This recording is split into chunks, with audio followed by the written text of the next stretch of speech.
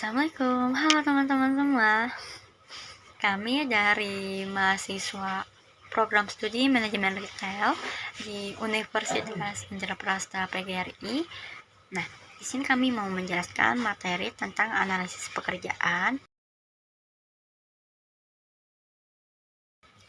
Nah, tapi sebelum kita lanjut ke konsep analisis pekerjaan, kita harus tahu dulu dong, apa sih pekerjaan itu, ya nggak sih?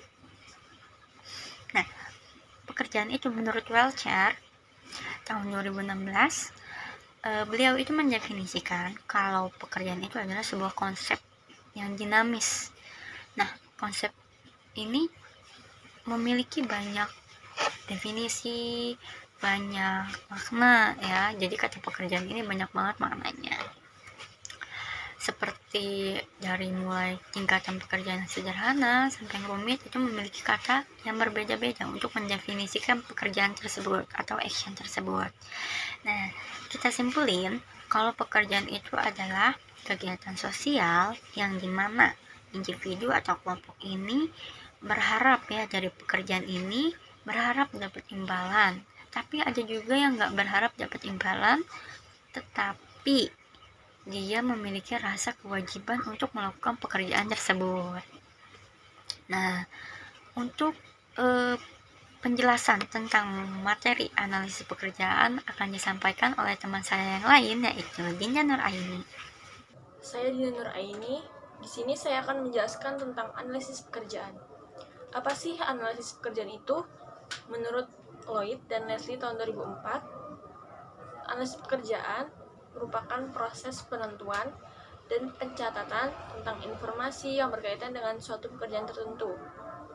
Untuk penjelasan lebih lanjutnya, menurut Michael dan Jackson, membedakan antara jabatan dan posisi atau position.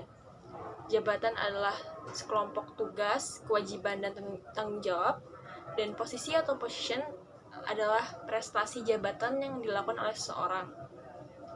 Yang pertama yaitu tujuan analisis pekerjaan. Yang pertama, tujuan analisis pekerjaan yaitu menyediakan informasi yang realistik tentang aktivitas di tempat kerja dan juga persyaratan kerja bagi pelamar pekerja. Tujuan dari analisis pekerjaan yang kedua yaitu sumber informasi pelatihan yang diperlukan, dan sumber informasi pendanaan, dan juga sumber informasi pengembangan karir. Untuk tujuan yang ketiga yaitu dapat memfasilitasi perubahan organisasional dalam mengidentifikasi pada saat merger, akuisisi, dan juga downsizing.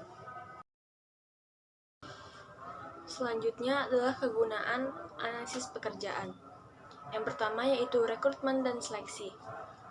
Hasil analisis pekerjaan ini berupa deskripsi dan spesifikasi pekerjaan, seperti bagaimana pekerjaan akan dilaksanakan dan seperti apa karakteristik pelaksana yang dibutuhkan untuk melaksanakan tugas yang ada dalam pekerjaan tersebut.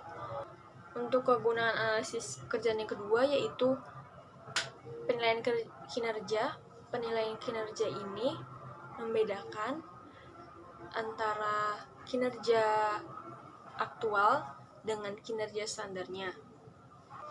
Untuk kegunaan yang ketiga yaitu pelatihan kerja. Analisis pekerjaan ini menghasilkan deskripsi yang menginformasikan tugas-tugas yang harus dilaksanakan dan spesifikasi pekerjaan menginformasikan kualifikasi yang diperlukan bagi pelaksana. Selanjutnya adalah metode pengumpulan informasi analisis pekerjaan. Ada 3 metode pengumpulan informasi analisis pekerjaan. Yang pertama yaitu observasi. Analisis pekerjaan ini relatif sederhana dan langsung. Biasanya dilakukan hanya observasi saja, tapi juga bisa dilakukan bersama-sama dengan metode wawancara. Metode observasi ini dilakukan dari awal hingga selesai, kemudian dilakukan wawancara dengan pelaksanaannya untuk menanyakan bagian mana yang tidak difahami dan juga ada tidaknya kegiatan kerja yang terlewatkan. Yang kedua yaitu metode wawancara. Wawancara ini memerlukan bertemu dengan pelaksana dan mewawancarainya.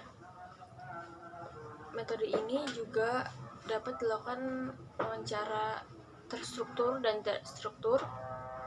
Keunggulan dari terstruktur yaitu menjamin bahwa semua aspek yang berhubungan dengan pekerjaan yang dianalisis telah tercakup. Tapi juga memiliki kekurangan, yaitu membutuhkan banyak biaya dan waktu.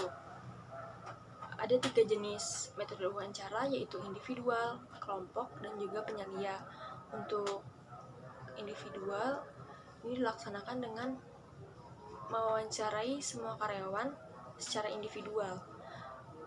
Yang kedua yaitu kelompok, mewawancarai kelompok yang sama, kelompok karyawan yang pekerjaannya sama. Untuk penyelia ini mewawancarai penyelia yang mengetahui lebih lanjut tentang pekerjaan yang dianalisis. Untuk metode yang ketiga yaitu kombinasi. Metode ini dapat menggunakan kombinasi berbagai teknik yang ada. Metode terbaik yaitu metode observasi dan wawancara, karena hal itu memberikan serangkaian data pekerjaan yang paling akurat dan lengkap. Sekian presentasi yang saya dapat lakukan. Selanjutnya dijelaskan oleh teman saya. Saya Davina Tria Julianti, saya akan menjelaskan lanjutan materi yang telah disampaikan oleh kedua teman saya. Pada bagian ini, saya akan menjelaskan tentang elemen analisis pekerjaan. Elemen pekerjaan itu dibagi menjadi 2. Pada bagian PPT ini terdapat yang pertama adalah uraian jabatan atau job description. Uraian jabatan adalah suatu catatan atau sebuah dokumen tertulis yang berupa formal ataupun resmi dalam bidang pengelolaan dan pendayagunaan sumber daya manusia yang dibuat bukan hanya di dalam lingkungan perusahaan, tetapi juga di organisasi lain. Gunanya adalah untuk menggambarkan dan menjelaskan tentang sebuah jabatan pekerjaan yang ada dalam perusahaan organisasi tersebut. Manfaat dan uraian jabatan itu sendiri merupakan sebagai panduan kerja. Pastinya, para karyawan akan menjadikan uraian jabatan ini sebagai pegangan untuk dijadikan acuan setiap saat. Khususnya ini bermanfaat bagi karyawan baru. Uraian jabatan ini dibuat untuk program evaluasi jabatan. Selanjutnya ada hal-hal yang perlu dicantumkan dalam uraian jabatan.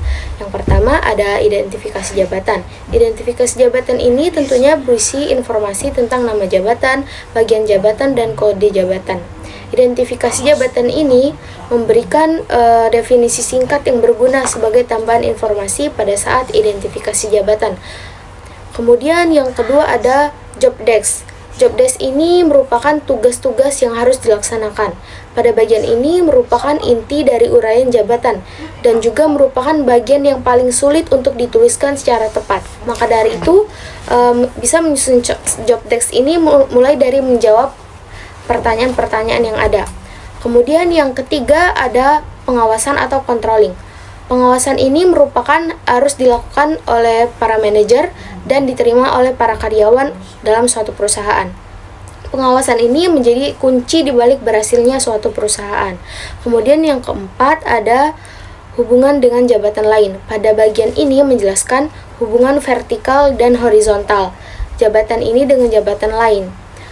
Kemudian yang kelima ada kondisi kerja. Kondisi kerja ini menjelaskan tentang kondisi fisik lingkungan kerja dan suatu jabatan.